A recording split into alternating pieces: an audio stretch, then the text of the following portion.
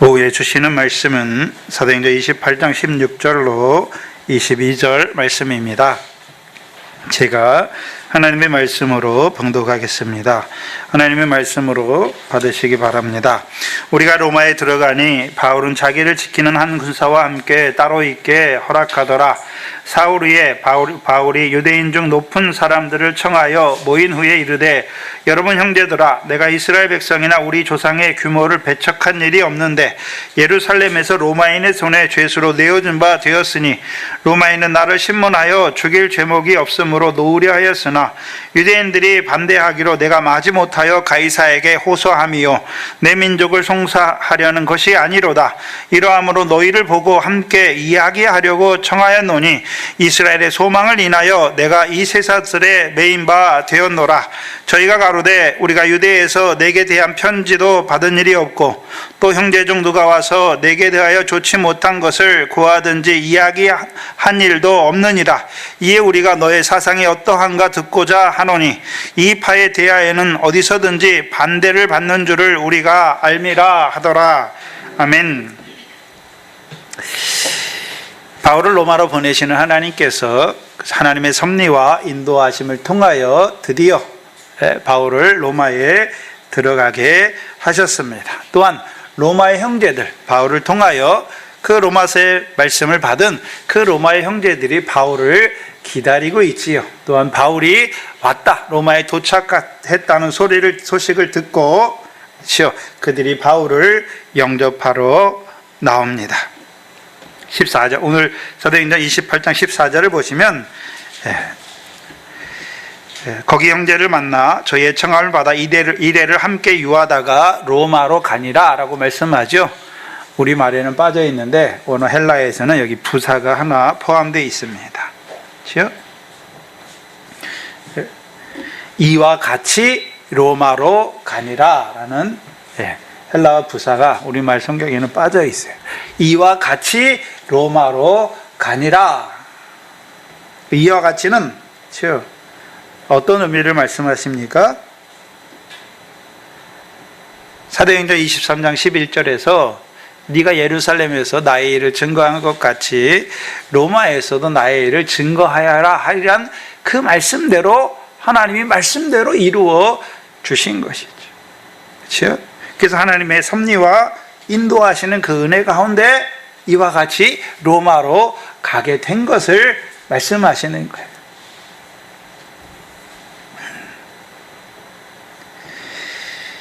그리고 15절에 보시면 그렇죠? 거기 형제들이, 로마 형제들이 우리의 소식을 듣고 아비오 저자와 삼강까지 맞으러 왔다라고 말씀하십니다. 지금 바울이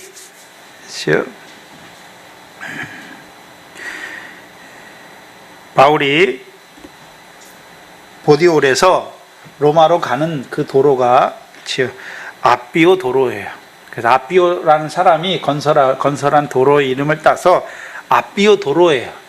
그래서 로마로 가는 그 여정 속에 아비오 광장이 나와요.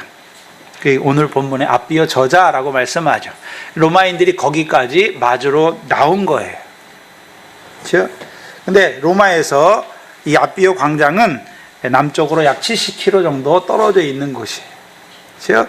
그리고 또 한 부류의 형제들은 삼관, 여기 관자 할 때 삼관까지 나왔죠.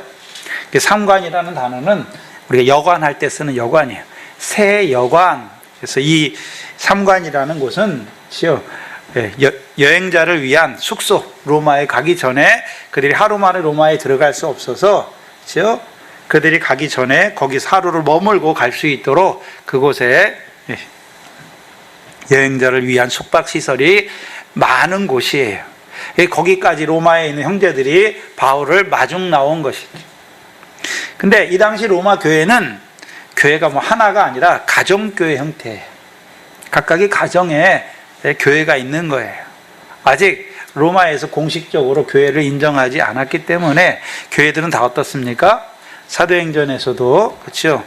제자들이 죄사함 받고 성령을 받은 후 집에서 떡을 떼는 거잖아요. 그래서 이때는 가정교회, 가정교회예요. 그래서 가정에서 모이는 거예요. 근데 로마의 가정교회가 얼마나 많았는지 기록에는 없어요. 근데 오늘 본문에 보면 두 부류의 사람들이 바울을 맞으러 나와요. 한 부류의 사람들은 아비오 저자까지 맞으러 나왔고, 또 한 부류의 형제들은 로마에서 삼관까지 바울을 맞으러 나온 것을 보여주십니다. 그러면 이들이 바울이 왔다는 소식을 듣고 맞으러 나온 거 보니까 어떤 자들이었습니까? 바울을 통해서 로마서의 말씀을 받았고, 이제 바울이 로마로 온다고, 그렇죠? 로마서 15장에 보면 나 이 일을 위하여 기도해 달라라고 말하잖아요. 바울이 로마에 올 것을 알고 있어요. 볼까요? 로마서 15장을 보세요. 로마서 15장 22절 이하에 보시면 22절 이하에 그러므로 또한 내가 너희에게 가려 하던 것이 여러 번 막혔다. 그럼 바울은 로마를 가기를 원했잖아요. 근데 누가 막았습니까? 하나님이 막으셨잖아요. 그래서 바울의 여정에서 그 전도 여행 때에도 2차 전도 여행 때에도 갈라디아를 거쳐서 아시아로 가고자 했는데 성령이 막으셨고, 또 드로아에서는 본도로 가기를 원했는데 하나님이 막으시고 마게도냐로 보내셨죠. 그럼 로마로 가려고 했어요. 어디에서 가려고 했을까요? 소아시아에서 로마로 가는 게 훨씬 가깝잖아요. 소아시아 지역이 우리가 무라 위지역, 무라를 포함한 지역이 소아시아 지역이에요. 그럼 그 지역에서 그냥 로마로 가는 배 타고 로마로 갈 수도 있었어요. 근데 하나님이 막으신 것이죠. 네. 언제까지 막으십니까? 23절에 이제는 이 지방에 일할 곳이 없고, 그렇죠? 하나님께서 바울을 통하여 이제 예루살렘에서 일룰리곤까지 복음을 편만하게 증거하게 하셨죠. 그리고서 이제 그를 보내시죠. 또 여러 해 전부터 언제든지 서바나로 갈 때에 너희에게 가려는 원이 있었다. 이제 지나가는 길에 너희를 보고 먼저 너희와 교제하여 약간 만족을 받은 후에 너희의 그리로 보내줌을 바람이라. 그렇죠? 서바나로 가는 길에 바울은 로마에 잠깐 들려서 그들과 교제한 후에 그들의 보내심을 받아 서바나로 가기를 원했잖아요. 이게 바울의 경영이었잖아요. 근데 그 바울의 경영이 다 깨어지게 하셨죠. 하나님의 경영은 무엇입니까? 그를 로마로 보내셔서 로마에서도 주의 일을 증거하게 하시려, 또한요 가이사 앞에 서서 주의 일을 증거하게 하시려 보내신 것이었습니다. 그래서 29절에 보면 내가 너희에게 나갈 때에 그리스도의 충만한 축복을 가지고 갈 줄 아노라. 그러면 이 로마서를 받은 형제들은 바울을 왜 기다리고 있습니까? 바울이 뭘 가지고 옵니까? 바울이 무슨 돈이나 무슨 먹을 거 이런 거 가져오는 게 아니지 않습니까? 그리스도의 충만을 가져오는 것이야. 그리스도의 충만한 축복을 가지고 오는 것이죠. 그럼 그렇죠? 바울이 로마로 가는 이유가 무엇입니까? 이미 로마의 형제들은 복음을 받았어요. 예? 믿는 자란 말입니다. 믿는 자에게 바울을 하나님이 보내시는 이유가 뭡니까? 그리스도의 충만으로 그들도 충만하게 하시려고. 오늘도 이미 여러분 구원 받았지 않습니까? 왜 하나님 목회자를 세우십니까? 충만하게 하시려고. 그리스도의 충만으로 충만케 하시려고. 근데 그리스도의 충만은 어디서 왔습니까? 하나님의 충만이에요. 즉 하나님의 충만을 그리스도를 통해서 그의 몸된 교회에 하나님의 충만을 주시는 것입니다. 그래서 먼저는 무엇으로 충만하게 하십니까? 말씀으로 충만하게 하시는 것입니다.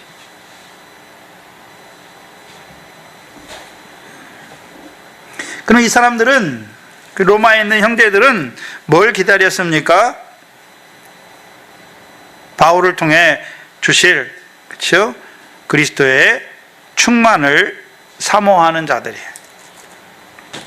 오늘 하나님 백성이 말씀 앞에 나오는데 뭘 사모해서 나옵니까? 그리스도의 충만을 사모하는 것이.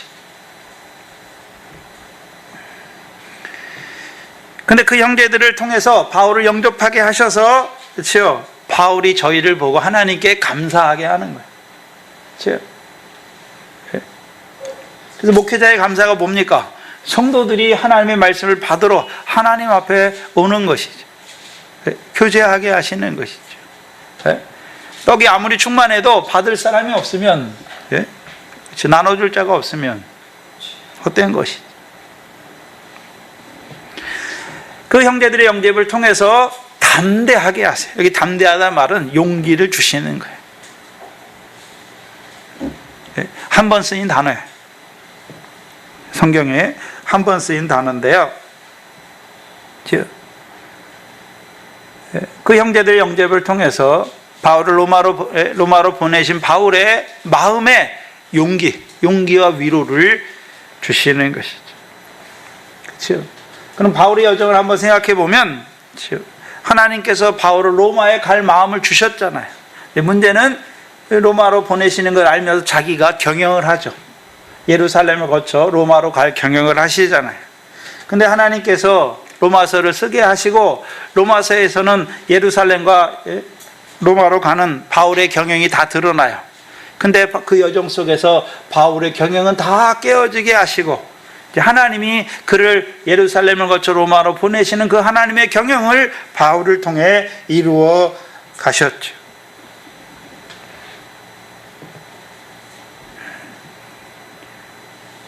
그 여정을 통해서 로마에 왔는데 로마의 형제들이 자기를 영접하러 나온 것이죠. 그 형제들을 보면서 마음의 담대함을 얻는 것이죠. 그래서 저와 여러분도 우리 혼자 신앙생활하는 것이 아니라 형제들과 함께 이 신앙생활을 같이 해가는 거잖아요. 그래서 서로를 보면서 위로를 얻는 것이고 서로를 보면서 담대한 마음을 얻는 것이죠. 그렇죠? 그래서 사도행전 23장 11절에 로마로 보내실 때 주께서 바울 곁에 서서 뭐라고 하셨습니까? 담대하라 라고 말씀하시죠. 담대하라 말씀하시고, 그렇죠? 그 길을 가는 그에게 하나님의 섭리와 인도하심 따라 그 로마로 가는 그에게 하나님께서 로마의 교인들의 영접을 통해서 바울의 마음에 담대함을 주시는 것이죠. 그럼 바울의 마음에 있는 담대함은 어떤 담대함입니까? 하나님이 자기를 로마로 보내셨다는 것을 확신하는 것이죠. 확신하면서 무엇 때문에 자기를 로마에 보내셨는지 그 하나님의 뜻을 온전히 깨닫는 자가 되는 것입니다. 하나님의 경영에 붙들린 자가 되는 것이죠. 그런데 목회자의 위로와 용기, 담대함은 어디서 옵니까? 성도들의 영접에 있어요. 성도들이 무슨 목회자를 육신적으로 모두 대접하고 그런 걸 말하는 것이 아니라 목회자를 통해 주시는 말씀을 사모하고 그 말씀 받기를 원하는 것이죠. 또한 그 말씀을 받고 그 말씀 안에 자라갈 때 목회자가 힘을 얻는 것이죠. 힘을 얻는 거예요. 이번에 심양에 갔는데 제 심양에 그분들이 한 분씩 계속해서 그 연약한 가운데 떨어지고 있어요. 돌아가면서. 갈 때마다 이제 한 분씩 그 신앙에 대한 고민이 생겨가지고요. 근데 그게 한 명씩 가면 이제 제 방에 와서 자기 얘기를 해요.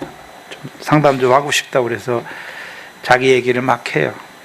근데 그게 그 박 목사님하고 틀어지면서 그거에 대한 실망감 때문에 그게 한 번씩 돌아가면서 오더라고요, 계속. 이제 거의 마지막 분인데 그 중에서 가장 좀 잘 깨닫고 그런 분인데 그분이 이번에 그런 말을 하더라. 저한테 와가지고 제가 믿음이 있는지 없는지 잘 모르겠다고. 예? 알긴 아는데 목사님 말씀 통해서 들으면 다 알긴 아는데 예전처럼 힘이 안 난다. 예? 의욕이 없다.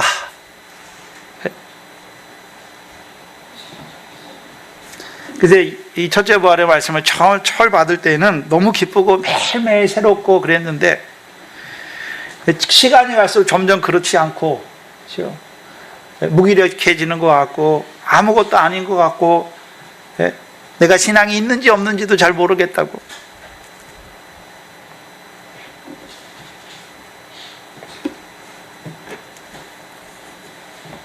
이게 믿음의 과정인데요. 네. 베드로를 따로 높은 산에 엿새 위에 따로 주의 영광을 해보다 밝은 주의 영광을 보여주시죠. 베드로가 뭐라 그럽니까? 여기 있는 것이 좋사오니 내가 주를 위하여 초막을 셋을 짓되 하나는 주를 위하여 모세를 위하여 엘리야를 위하여 짓겠다라고 말하죠. 그래서 우리가 그 영광을 보여주시면 어떻습니까? 뭔지 잘 몰라요. 기쁘긴 기쁜데 그래서 거기를 있기 원해요. 근데 주께서 그 영광을 보여주시고 이제 내려와서 가시는 곳이 어디입니까? 잔을 마시러 예루살렘에 가는 거예요. 그렇죠?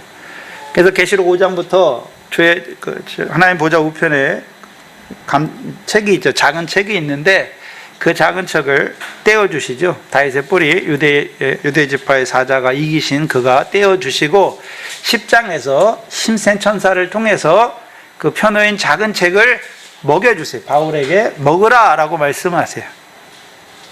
근데 먹으니까 입에서는 꿀같이 단데 배에서는 어떻습니까? 쓴 거예요. 쓴 거예요. 그래서 제가 말씀했어요. 이 말씀을 받을 땐 좋은데 이 말씀과 우리 자신의 삶을 보면 너무나 괴리가 많다. 괴리가 너무 많잖아요. 이사야 6장에 이사야가 만군의 왕이신 여호와를 봤잖아요. 근데 자기는 어떻다라고 고백합니까? 화로다 나여 망하게 되었도다. 나는 입술이 부정한 사람으로 입술이 부정한 가운데 거하면서 만군의 왕, 영광의 왕이신 여호와를 배웠다라고 말씀하죠. 그래서 이 말씀 받을 때에는 다 된 것 같아요. 근데 실제 삶의 자리는요, 미래 결실도 잘 안 돼 있고, 보리의 결실도 안 돼 있고, 곡식단도 없고, 열매도 없는 자기 모습을 보여주시는 자리예요. 말씀을 받을 때는 그 산에 있을 때는 다 된 것 같아요. 근데 실제 삶의 자리에 왔을 때는 어떻습니까? 아무것도 안 돼 있어요. 내 자신을 보며 한심하기만 하죠.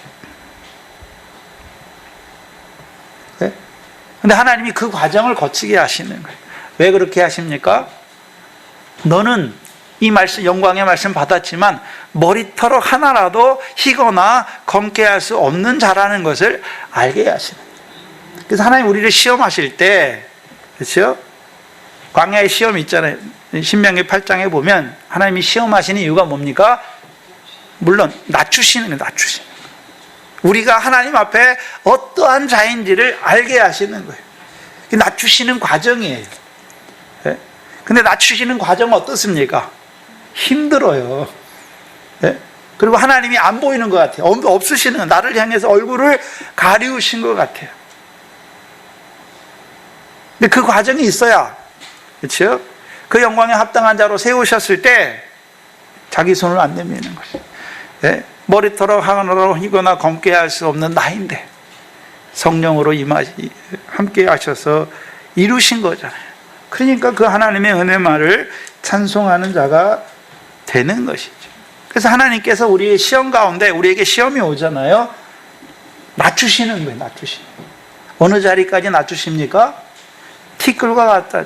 자기를 티끌이라고 고백하는, 지렁이와 같다라고 고백하는, 죽은 개와 벼룩과 같다라고 고백하는 그 자리에 낮추세요. 말씀을 받는 자리는 꿀과 같은데 그 말씀대로 이루시는 삶의 자리는 쓴 자리. 예? 삶의 고통을 맛보는, 시험을 인하여, 여러 가지 환난과 시험을 인하여 괴로움이 있는 자리예요. 근데 그 자리 없이 그 영광에 들어가지 못한단 말이에요.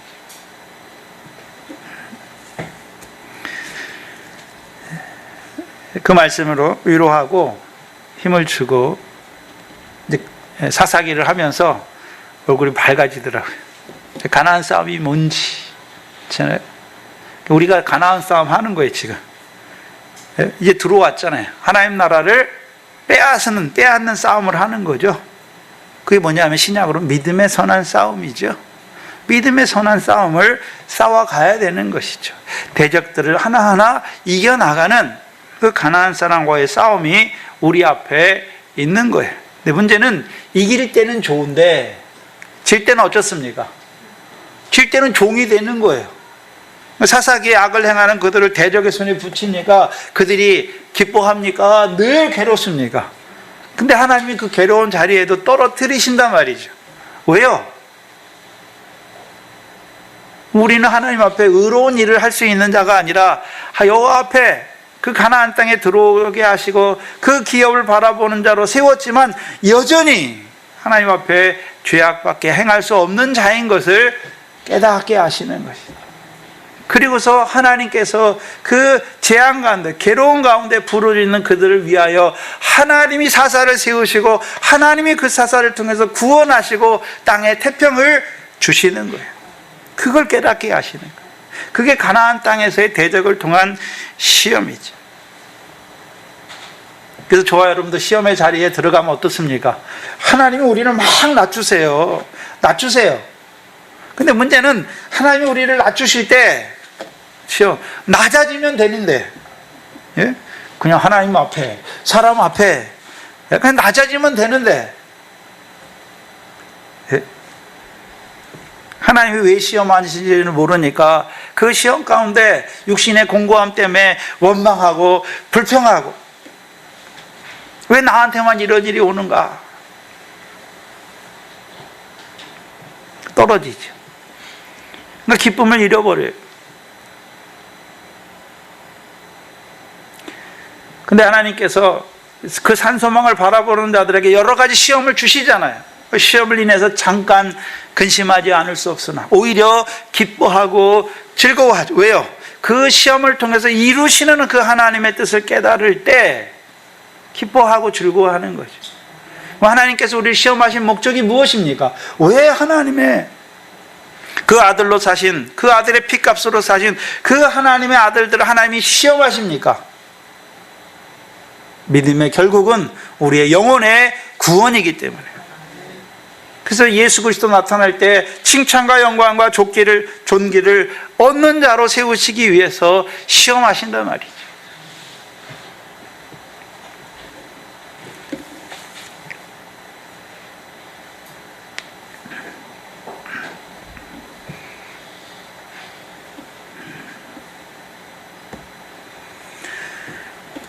근데 문제는 다 시험이 없기를 원하죠. 환난이 없기를 원해요. 육신 편하기를 원한단 말이죠.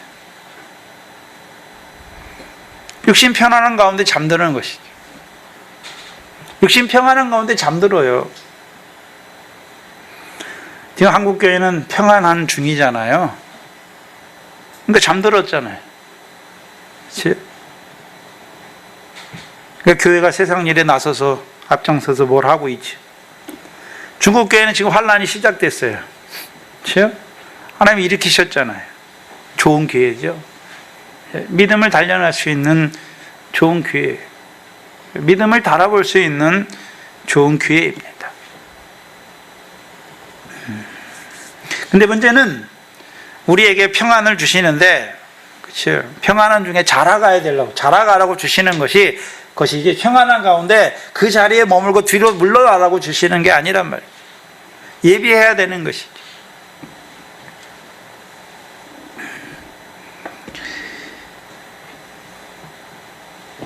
오늘 본문 16절에 보시면 우리가 로마로 들어가니, 그렇죠? 그 영접하는 자들과 함께 바울이 로마에 들어갑니다. 그렇죠? 그러면 바울을 하나님께서 로마로 보내시는데, 물론 가이사 앞에 세우시기 위해서도 보내셔요. 근데 처음부터 가이사 앞에 세우지 않아요. 28장 30절에 보면 바울이 온 이태를 두 해를 자기 셋집에 유하며 라고 말씀하죠. 그래서 바울이 가이사 앞에 서는 것은 이태 후에 한 2년 지난 다음에 가이사 앞에 세워요. 그럼 그동안 바울은 로마에서 어떤 자로 살아갑니까? 왜 그를 하나님이 로마로 보내셨습니까? 로마서 1장 15절이죠. 로마서 1장 15절입니다. 15절로 17절이죠.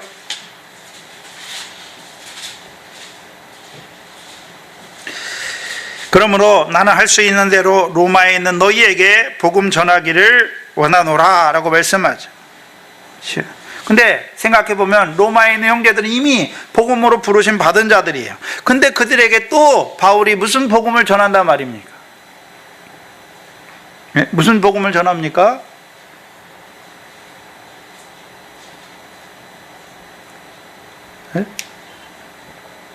아브라함의 자손으로 오신 예수 그리스도가 아니라 다윗의 자손으로 오신 예수 그리스도를 전하는 것이죠. 로마서 1장 2절이죠. 이 복음은 하나님이 선지자들로 말미암아 그 아들에 관하여 성경에 미리 약속하신 것이라. 그 아들로 말하면 육신으로는 다윗의 혈통에서 나셨고 성결의 영으로는 죽은 자 가운데 부활하여 능력으로 하나님의 아들로 인정되셨으니 곧 누굽니까? 우리 주 예수 그리스도예요. 그럼 하나님이 바울을 로마로 보내시는 이유가 뭡니까? 바울은 어떤 목적으로 로마로 갑니까?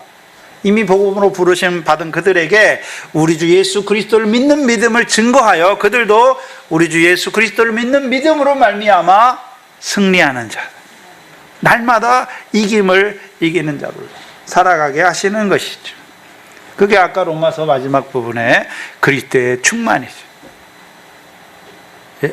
성령으로 충만케 하셔서 이김을 이기는 자로 살아가게 하시는 것이죠. 그 다윗의 자손으로 오신 그 하나님의 아들을 믿는 믿음에 세우시려고 가는 것이죠. 로마서 5장을 보시면 로마서 5장을 보세요.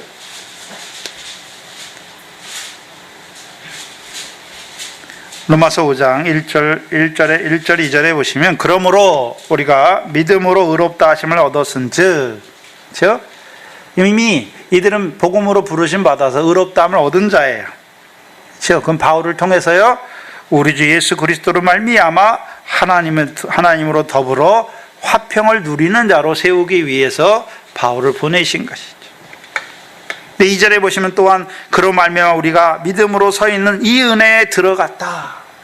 하나님과 화평을 누리는 그 은혜에 들어갔잖아요. 화평의 자리가 어떤 자리입니까? 하나님의 영광을 바라고 즐거워하는 자리예요. 그래서 로마서 4장에서는 십자가와 부활을 따로 구별해놔요. 그 십자가를 통해서 우리가 하나님과 화목한 자, 의로운 자가 되었고, 이제 그의 부활을 통해서는요 부활하신 그리스도를 로마서에서 어떤 그리스도로 말합니까? 우리 주 예수 그리스도로 말씀해요. 성령을 풍성히 부어주신 우리 주 예수 그리스도로 말미암아 하나님과 화평을 누리자라고 말씀하는 거예요. 로마서 10장을 보시면 로마 10장 보세요. 곧 우리가 원수 되었을 때 그 아들의 죽으심으로 말미암아 우리가 하나님과 더불어 화목되었은즉, 이게 첫 번째 의예요. 그렇죠? 우리가 원수였잖아요. 로마에 있는 교회들이 원래는 원수였어요. 근데요 그 아들의 죽으심으로 말미암아 하나님으로 더불어 화목한 자, 의로운 자가 되었죠. 의로운 자가 되었다고 다 된 것이 아니라 이제 하나님의 더불어 화목되었은즉 화목된 자로서 더욱 살으신 그의 살으심을 인하여 구원을 얻는 자가 되자라고 말하는 것이죠. 그렇죠? 그러면 십자가에 죽으신, 특별히 유대인의 왕으로 다윗의 자손으로 오셔서 십자가에 죽으셨죠. 왜 죽으셨습니까? 우리를 하나님 앞에 의로운 자로 세우시기 위해서, 화목한 자로 세우시기 위해서.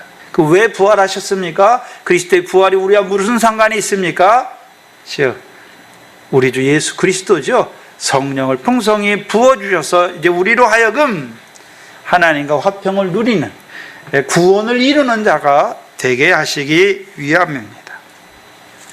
근데 문제는 로마서 5장 3절이죠. 로마서 5장 3절이에요. 3절로 4절인데요. 다만 이뿐 아니라, 그렇죠? 우리가 주의 영광을 보고 기뻐하고 즐거운 우리에게 뭐가 있습니까? 환난이 있어요. 환난을 주신단 말이에요. 근데 문제는 그 환난 중에도 뭐 하게 하십니까? 즐거워하나니. 왜 즐거워할 수 있습니까? 그 환난을 통해서 이루시는 역사를 보면 즐거워하는 자가 되고, 그 환난을 통해서 이루시는 역사를 보지 못하면 원망하고 불평하고 낙심하고 좌절하는 자가 되는 거예요. 환난을 왜 주셨습니까? 그 영광을 바라고 기뻐하고 즐거워하는 자들에게 하나님이 왜 환난을 주셨습니까? 환난은 인내는 연단을, 연단은 소망을 이루게 하십니다. 그걸 알기 때문에 환난을 통해서 인내하는 자가 돼요. 낮추신단 말이죠. 그렇죠? 낮추세요. 뭘 인내합니까? 하나님의 말씀이 이루어질 때까지 인내하게 하세요. 그래서 그 인내를 통해서 연단을 이루시죠. 연단을 이룬다는 말이 무엇입니까? 욥기서 23장 10절이죠. 그가 나시를 단련하신 후에는 내가 정금같이 나오리라 말씀하죠. 정금같이 세우시는 거죠. 그 정금같이 세우시는 이유가 뭡니까? 하나님의 소망을 이루시는 거죠. 소망을 이루시는 거예요. 저와 여러분도 그렇죠. 우리에게 주신 이 동산교회를 통해서 주시는 그 영생의 말씀과 그 고난을 통해 이루시는 그 영광의 말씀으로 말미암아 그 말씀 받았잖아요. 그럼 그 과정으로 거기에 합당한 그 자리에 세우시기까지의 과정이 무엇입니까? 연단과 인내와 환난과 인내와 연단을 통해서 소망을 이루어 가시는 것입니다. 그래서 로마서에서는 특별히 다윗의 자손으로 오신 그리스도를 증거하잖아요. 그러면 그들을 다윗의 아들을 믿는 믿음 안에서 이제 온전한 자로 세워야 되는 것이죠. 구원을 얻는 자로 세우는 것이죠. 그래서 로마서 6장에 그리스도 예수와 합한 세례가 나오는 것이죠. 그 세례를 통해서 이제 그리스도와 함께 장사되게 하시고 장사됨으로 그리스도의 부활을 본받아 연합하여 부활한 자가 되게 하는 거죠. 죄에 대해 죽게 하시고 이제 하나님에 대하여 살게 하시는 것이죠. 그걸 통해서요 뭘 이루십니까? 우리가 잘 아는 로마서 11장 25절로 27절의 말씀을 이루시죠. 시온에 오신 구원자로 말미암은 그 구원을 얻는 이방인의 충만한 수를 채워가는 것이죠. 그럼 바울을 하나님께서 이미 이방인 가운데서 부르심을 받은 하나님의 백성들인 로마의 형제들에게 왜 보내십니까? 그들을 시온에 오시는 구원자로 말미암아 그들에게서 경건치 않은 것을 돌이키시고 저희의 죄를 없이 하셔서 저희에게 하나님의 약속을 이루어 주게 하시겠어요. 그래서 세우는 거예요. 그래서 너희가 이 말씀을 받았으니까 이제 로마서 12장 1절에 그렇죠. 너희 몸을 거룩한 산제사로 드려라 라고 말씀하는 거죠. 이제 이 말씀을 받은 자의 삶은 그렇죠. 하나님이 기뻐하고 받으시는 산제사, 영적 제사를 드리는 자죠. 그럼 영적 제사가 어떤 의미입니까? 로마서에서 육신대로 살면 죽을 것이로되 영으로서 몸의 행실을 죽이는 거예요. 그게 제사죠. 그 제사를 드리는 자의 결과가 뭡니까? 로마서 13장 6절 이하죠. 남을 사랑함으로 형제를 사랑함으로 온 율법을 이루는 자가 되게 하시는 것이죠. 그리고 더 자라가서는요. 로마서 16장 20절에 평강의 하나님이 사단을 너희 발 아래에서 속히 밟게 하시죠. 이제 그 사단의 역사까지도 온전히 밟는 그 평강의 하나님 안에 살아가는 자들로 세우시기 위해서. 그걸 한마디로 바울이 뭘로 표현했습니까? 그리스도의 충만한 축복을 너희에게 주려고 내가 간다라고 말하는 것이죠.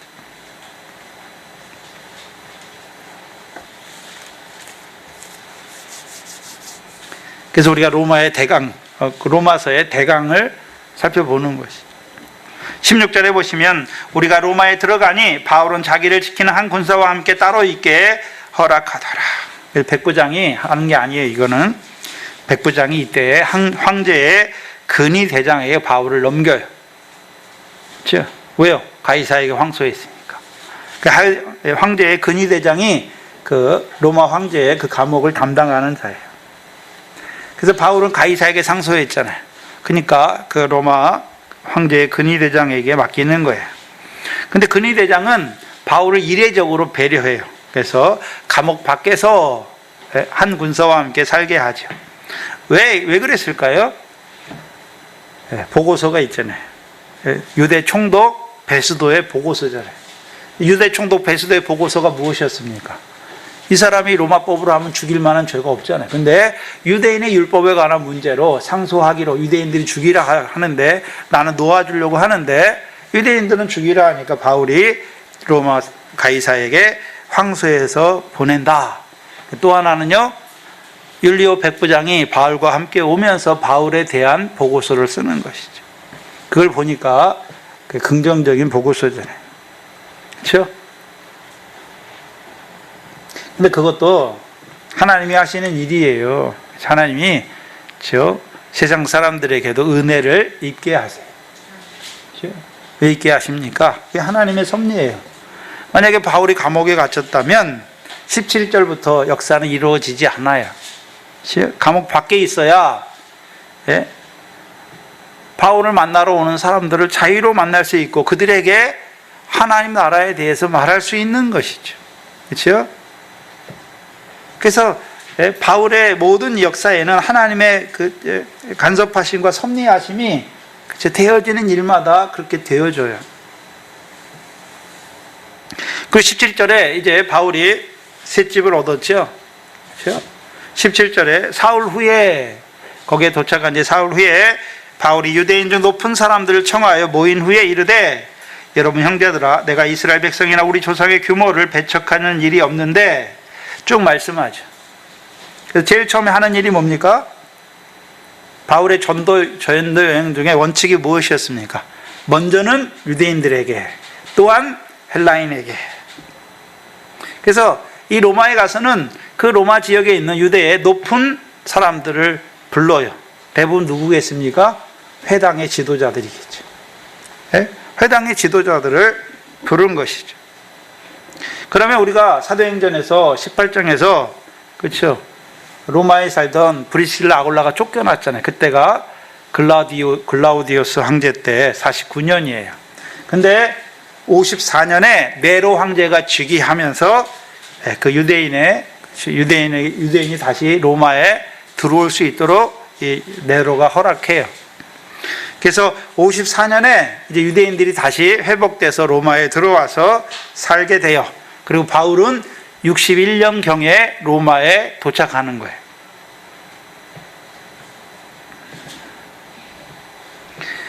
근데 바울을 생각해 보면 사도행전에서 바울을 보면 바울이 처음 회심하고 나서 그렇죠? 다메섹에 있는 유대인의 회당에 가서 어떻게 합니까? 성경으로 예수가 그리스도임을 증거하여 유대인들을 굴복시키잖아요. 굴복시켜요. 그리고 또 예루살렘에서도 가서도 어떻게 합니까? 막 유대인들과 막 변론을 해요. 그러니까 그들이 어떻게 합니까? 바울을 죽이려고 하잖아요. 처음에는 막 공격적으로 해요. 그렇죠.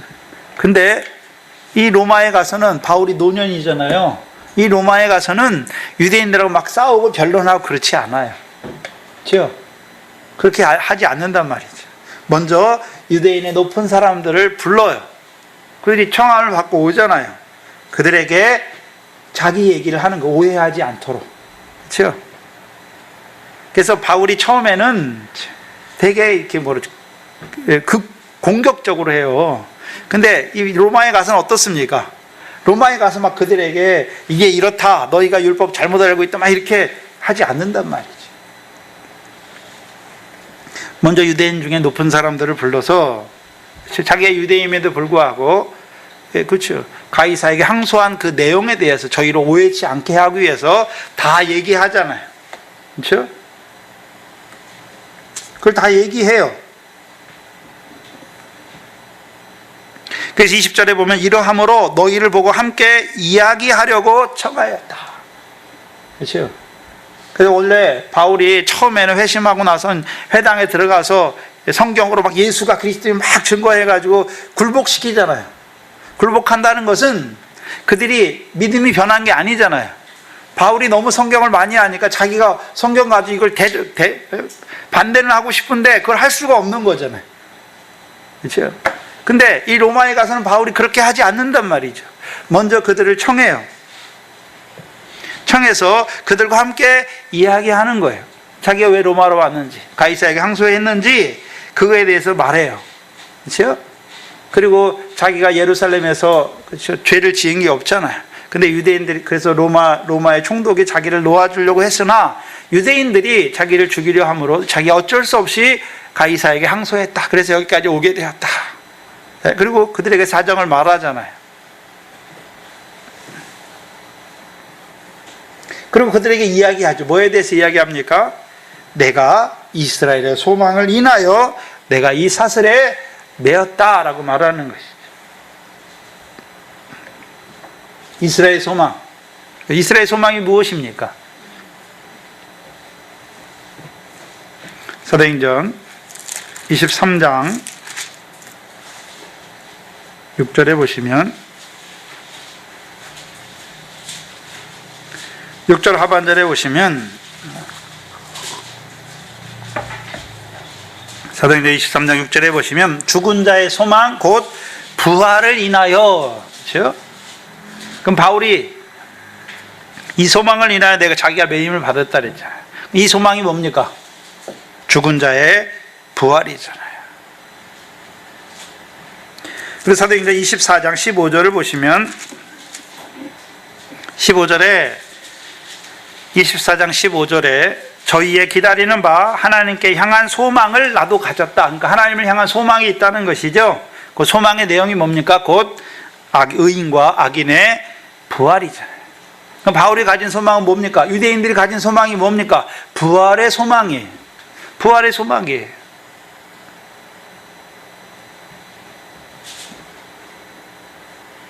그래서 유대인 중에 그 바리새인들은 영도 있고 부활도 있고 천사도 있다라 부활의 소망을 가지고 있잖아요. 근데 바울이 왜 그 유대인들에게, 특별히 바리새인들에게 배척받습니까? 네? 왜 배척받습니까? 하나님에 대한 소망이 이루어졌다라고 말하는 거죠. 하나님의 아들이 그리스도가 이 땅에 오셔서 우리를 위해 고난을 받으셨고 그가 부활하셨다. 하나님이 그를 죽은 자 가운데 다시 살리시고 그를 우리의 주와 그리스도가 되게 하셨다. 그것 때문이잖아요. 유대인들은 예수를 어떻게 평가했습니까? 하나님의 저주를 받은 자다라고 말했죠. 근데 바울은요, 예수가 하나님의 아들로 그리스도로 고난을 받으셨고 또한 그를 죽은 자 가운데서 하나님이 다시 살리셔서 우리의 주와 그리스도가 되게 하셨다. 그 부활의 소망을 인하여. 사도행전 26장도 보시면 26장 6절로 7절이죠. 이제 여기 서서 신문을 받는 것은 하나님이 우리 조상들에게 약속하신 것을 바라는 까닭이다. 이 약속은 우리 12지파가 밤낮으로 간절히 하나님을 받들어 섬김으로 얻기를 바라는 바. 하나님 백성들이 얻기를 바라는 것이 무엇입니까? 약속이 약속. 하나님의 약속이 이루어지는 것이죠. 하나님의 약속이 뭡니까? 아브라함에게 하신 약속대로 복을 받는 것이죠. 예수 그리스도로 말미암아 그들이 복을 받는 거예요. 그렇죠?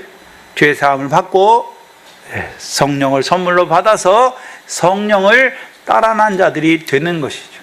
그래서 우리가 잘 아는 갈라디아 4장에 사라를 말할 때 약속, 어미다, 자유하는 여자인데 약속을 따라 낳은 자죠. 그래서 이삭의 어머니뿐만 아니라 우리의 어머니잖아요. 그렇죠? 우리의 어머니잖아요. 그래서 우리도 이삭과 같이 무엇을 따라갔다 말합니까? 약속을 따라가는데 그 약속의 내용이 뭡니까? 성령을 따라간다. 그래서 아버지의 성령을 받는 자잖아요. 우리가 성령을 받으면 어떤 자가 됩니까? 이제 부활의 생명으로 살아가는 자가 되는 거예요. 그렇죠? 성령을 받아야 우리가 부활의 생명으로 살아가는 거예요. 부활의 생명으로 살아간다는 의미는 고린도후서 5장에서는요 하늘로부터 오는 초소를 덧입는 자로 살아가는 것입니다. 우리가 상과 영광의 부활을 바라봐요. 그럼 상과 영광의 부활은 그때 인자가 오실 때 그때 이루어지는 것이 아니라 오늘 우리가 그리스도 안에서 그 상과 영광에 합당한 결실과 열매로 말미암아 그 부활의 상과 영광이 이루어지는 그 부활의 생명으로 살아가는 것이죠. 그럼 바울이 원하는 것은 무엇입니까? 하나님에 대한 소망, 그 약속이 자기뿐만 아니라 이스라엘 백성과 또한 이방인들도 그 약속으로 말미암아 하나님의 복을 받는 자가 되기를 원하는 것이죠. 그 소망을 인하여 메인 자가 된 것이죠.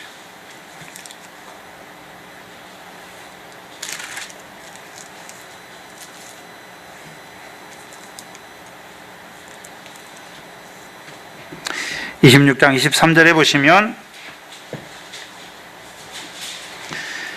26장 22절 23절에 바울이 그 아그리빠 왕 앞에서 마지막으로 한 증거죠. 하나님의 도우심을 받아 내가 오늘까지 서서 높고 낮은 사람 옆에서 증거하는 것은 선지자들과 모세가 반드시 되리라고 말한 것, 하나님의 약속이죠. 약속이 이루어지는 것이죠. 곧 그리스도가 고난을 받으실 것과 죽은 자 가운데서 다시 살아나사 이스라엘과 이방인들에게 빛을 선포하리라 합니다. 그걸 위해서 바울이 매였어요. 하나님의 약속을 이루어가는 자란 말이에요.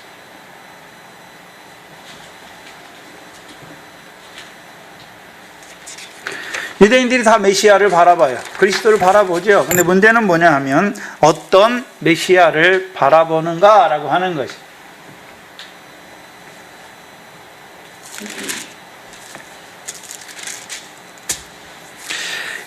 오늘 본문 22절에 보시면 이에 21절에 저희가 가로되 우리가 유대에서 내게 대한 편지도 받은 일이 없고 또 형제 중 누가 와서 내게 대하여 좋지 못한 것을 고하든지 이야기한 일도 없다라고 말씀하시죠.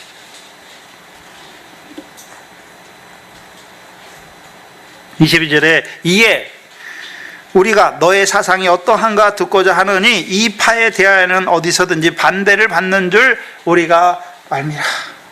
이들도 유대인들인데 아직 그렇죠, 개종하지 않은 유대, 믿지 않은 유대인들이 율법 아래에 있는 자들인데 그렇죠, 바울의 사상을 듣기를 원한다. 이들도 바울이 어떤 자인 건 알고 있잖아요. 그렇죠? 바울이 어떤 자인 걸 알고 있어요. 그러니까 너의 사상이 어떤지 듣기를 원한다. 그리고 이 파에 대하여는 이 파라고 말하잖아요. 그래서 기독교를 이제 유대교의 한 분파로 말하잖아요. 유대교에는 바리새파도 있고 사두개파도 있고 헤롯당파도 있고 에셈파도 있잖아요. 그러니까 그들도 바울을 저기 유대인이니까 유대교의 한 분파로 보는 거예요, 기독교를. 근데 이 파에 대해서는 어디서든지 반대를 받는 줄 우리가 안다. 근데 알매도 불구하고 이 사람들이 바울을 통해서 이 사상에 대해서 듣기를 원하는 자가 되잖아요. 만약에 바울이 처음부터 가가지고 사도행전 9장에서 회심한 다음에 그 회당에 가서 성경으로 막 그들을 굴복한 것처럼 그런 식으로 나갔다면 이 사람들이 듣기를 원했을까요? 반대를 바로 하는 거잖아요. 바울이 노년이 되니까 어떻습니까? 온유한 자가 되잖아요. 그렇죠? 네? 그래서 어떻게 합니까? 지혜롭게 하잖아요. 유대인들에게 유대인처럼 하는 거죠. 왜요? 그들을 얻기 위해서. 그 말씀을 들어야 될 거 아닙니까? 처음부터 성경을 가지고 막 얘기를 하면 굴복할, 말은 못하지만 그건 아니다. 근데 이 사람들은 바울이 전하는 그 복음이 반대를, 유대인들 중에 다 반대를 받는 걸 알잖아요. 근데 바울이 처음부터 막 강압적으로 얘기하거나 공격적으로 얘기하는 것이 아니라 자기 사상을 얘기하면서, 자기 얘기를 하면서 얘기하니까 이 사람들도 어떤 생각이 드는 것입니까? 들어볼 생각은 생기네요. 들어볼 생각. 근데 왜 유대인들은 다 반대합니까? 유대인들의 생각이 뭐였습니까? 이 기독교인들은 율법과 이 거룩한 성전을 거스리는 자들이라고 생각했잖아요. 거스리는 자. 근데 예루살렘에서는 바울을 막 죽이려고 하잖아요. 왜요? 회방하는 자라고 생각해서. 또 예루살렘에 갔더니 믿는 유대인 형제 중에서도 바울을 오해했잖아요. 이 사람은 율법을 폐하고 할례를 폐하는 자다라고 생각한 것이죠. 왜 유대인들은 반대합니까? 왜 유대인들은 반대할까요? 네? 행함을 의지하기 때문에 그렇죠. 바리새인들은 자기 의로, 율법의 의로 자기가 의롭다움을 얻었기 때문에 자기는 구원이 있다고 생각하고, 사두개인들은요, 제사를 구원의 대상으로 삼는다. 바울은 뭐라고 말합니까? 아니다. 그리스도가 죽으심으로 우리가 죄사함을 얻는 것이고 의롭다 하심을 얻는 것이고, 그리스도가 말씀대로 부활하셔서 우리에게 성령을, 우리의 주와 그리스도가 되셨고 우리에게 성령을 부어주신다라고 말하는 것이죠. 그래서 우리를 부활의 생명으로 살려주셔서 하나님의 약속이 우리에게 이루어지게 하신다라고 말하는 것이죠.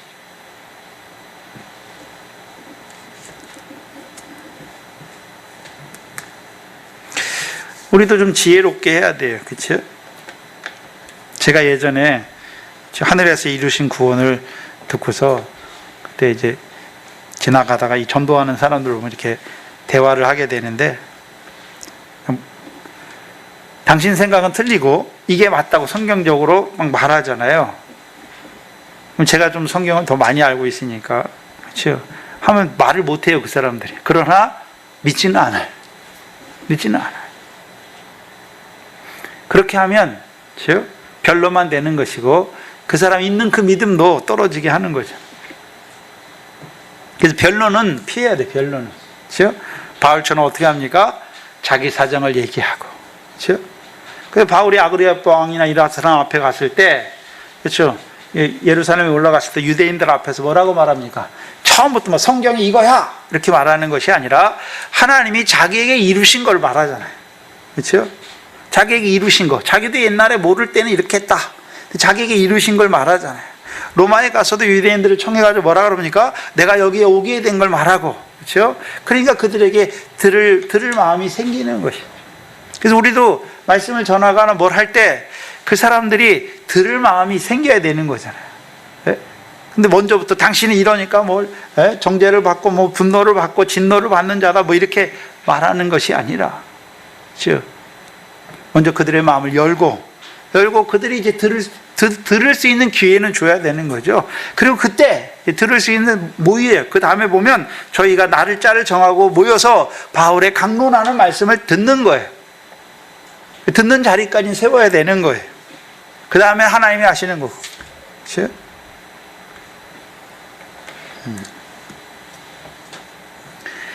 그래서 우리도 바울과 같이 지혜롭게, 예?